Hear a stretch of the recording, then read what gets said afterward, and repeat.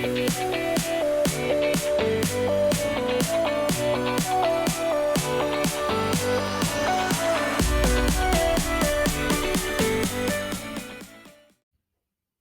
to 1 Hour Language Podcasts. In this episode, we bring you a Greek A2 level monologue, perfect for practicing your listening, reading, speaking and writing skills for everyday life or for the Pistopoeisi Ellinomatias Greek Language Proficiency Exam.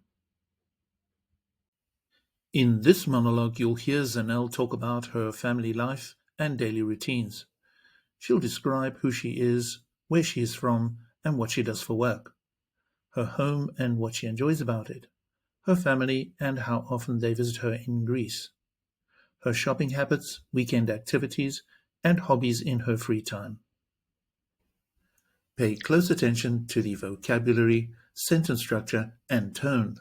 This is exactly the kind of A2 level content you will encounter in real conversations and exams. Drop me a message and ask for the full print version and vocabulary list. Καλημέρα. Με λένε Zanel και είμαι 30 χρονών. Είμαι από τη Νότια Αφρική. Τώρα μένω στην Αθήνα.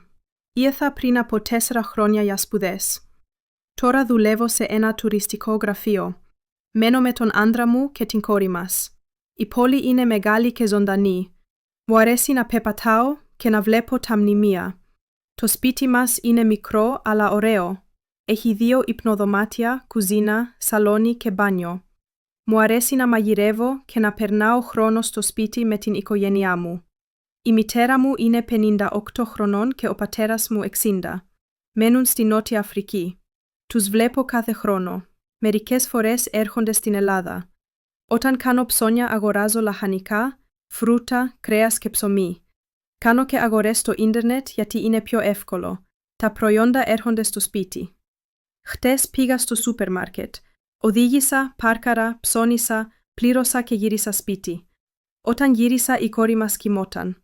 Το Σαββατοκύριακο μου αρέσει να πηγαίνω για καφέ ή στη θάλασσα. Το προηγούμενο Σάββατο πήγαμε στο πάρκο.